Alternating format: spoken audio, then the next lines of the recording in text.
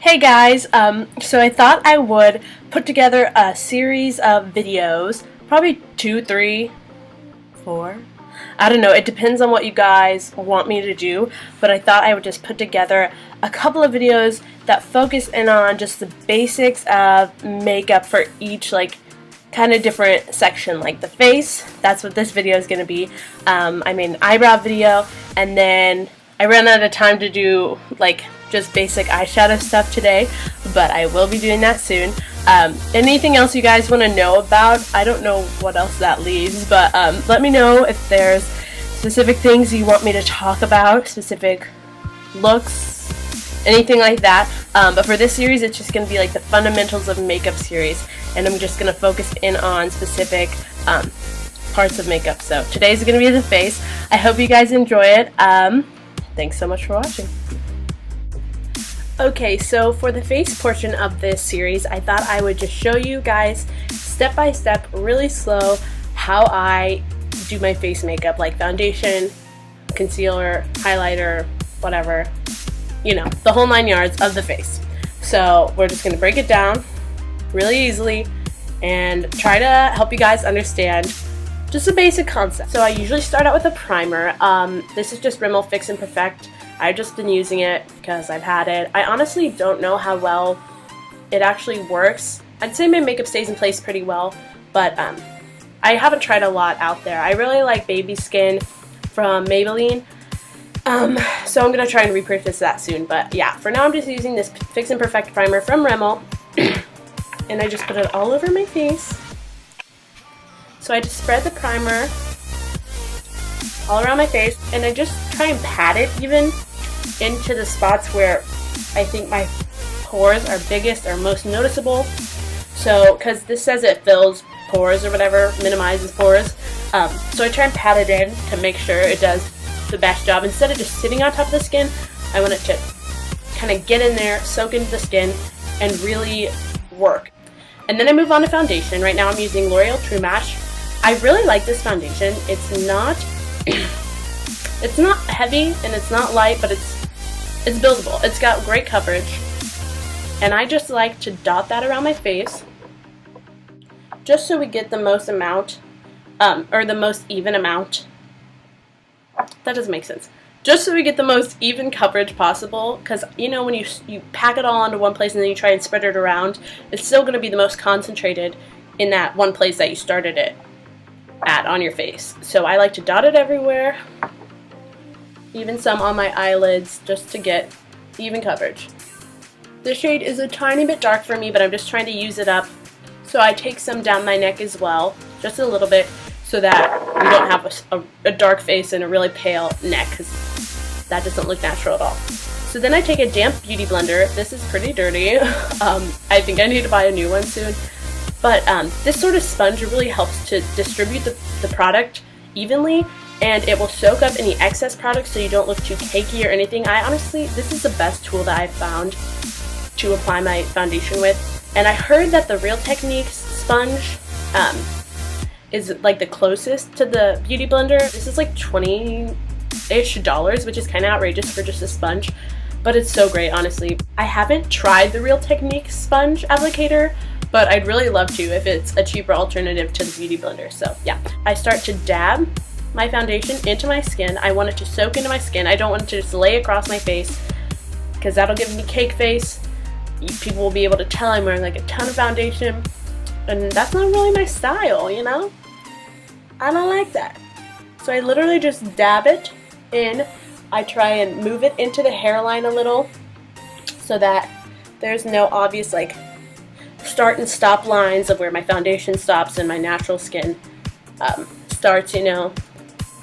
Trying my best not to wipe. I just try and really dab and let the sponge really do its job.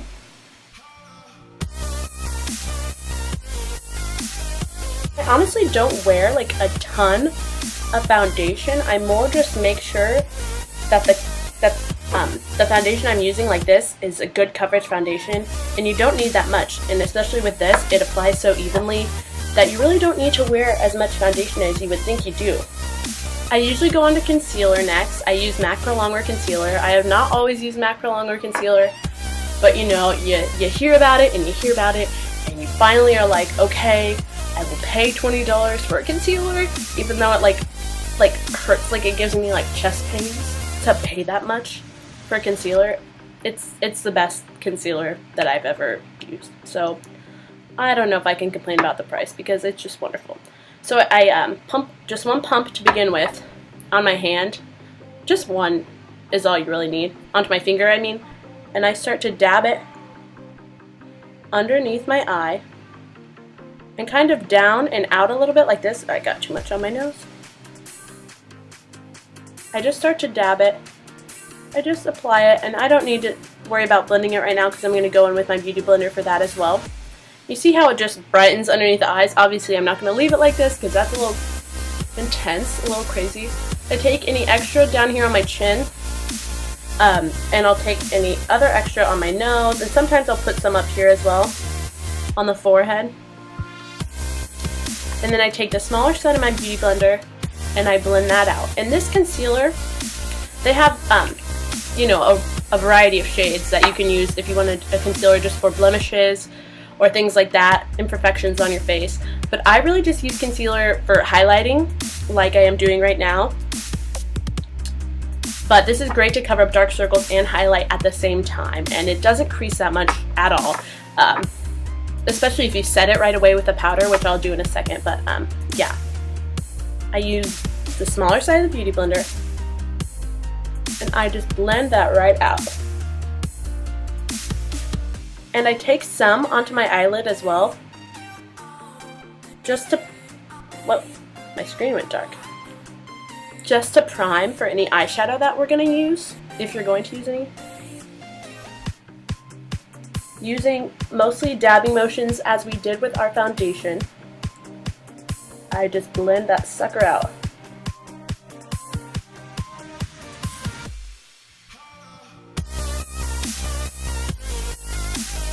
So you can see how that did a little bit of concealing and highlighting. And then I like to go in and set my concealer as soon as possible after applying it so that it doesn't have time to crease in the fine lines underneath my eyes.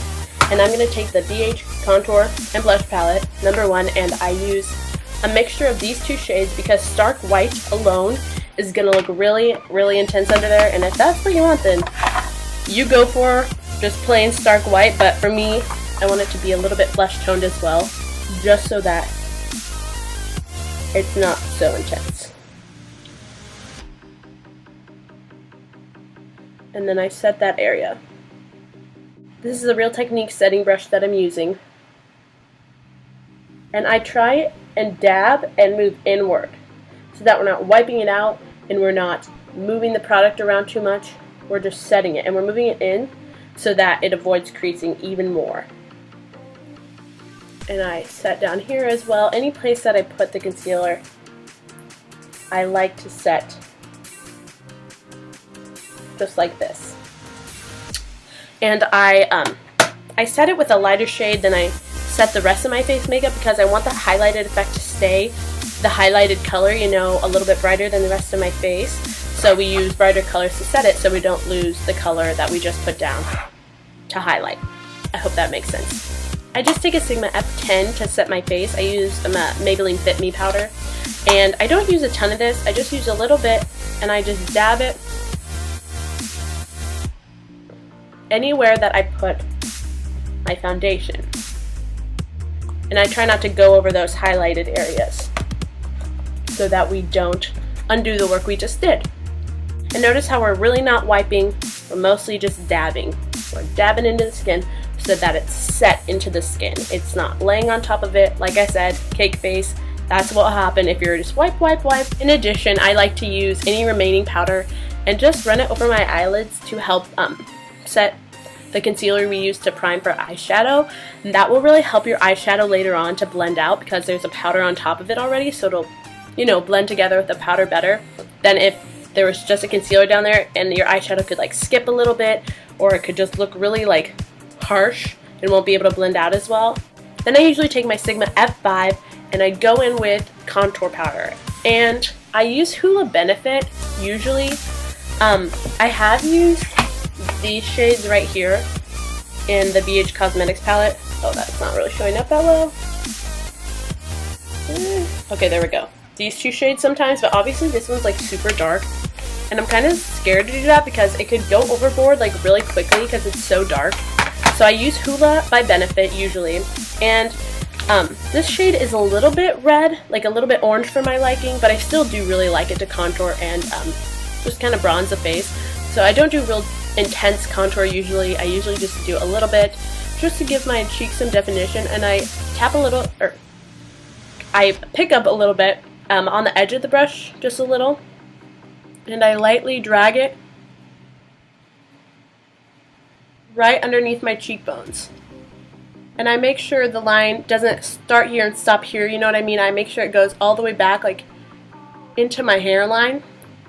And I make sure that this line doesn't go all the way down, like to the corner of my mouth. I make sure it stops right around here. Because if it goes too far, it can look just really unnatural and really odd. And then I kind of try and like use circular motions to kind of buff that out. Upward, not downward, or your contour will look really muddy and weird. So I really try and use swirly circular motions to buff that out upward.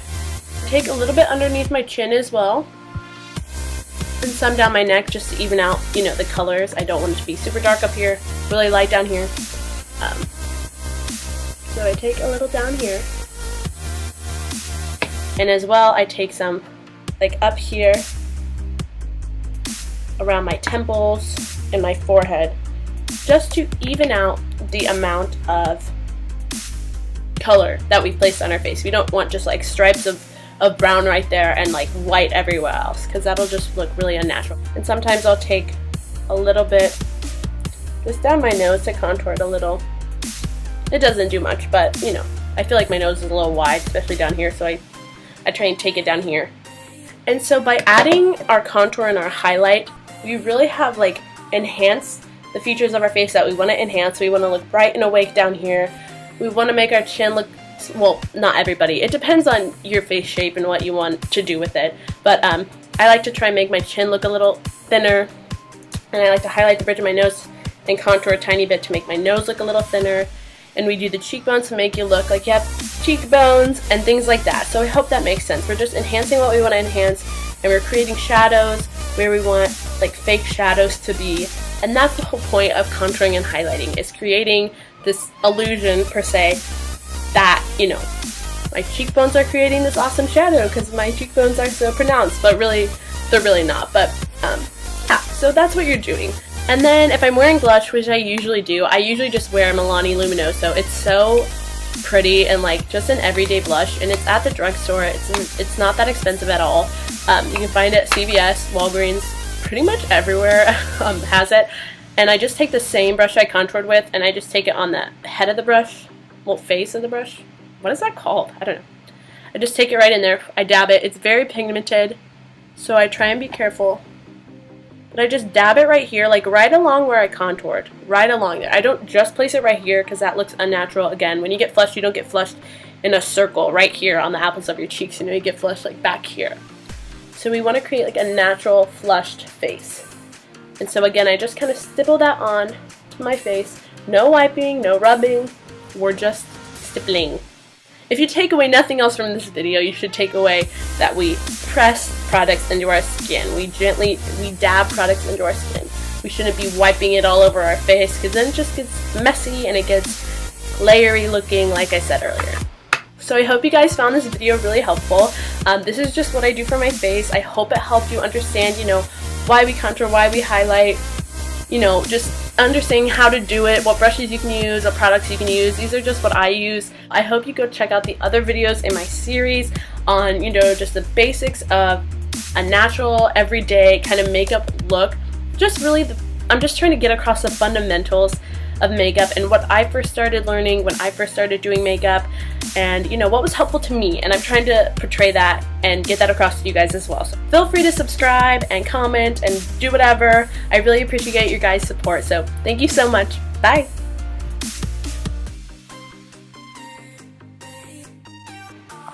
Blush. Not, and it's, oh my god, I can't talk. Okay, real technique. But I haven't tried the real Technique ones. Technique ones. Just primed. If you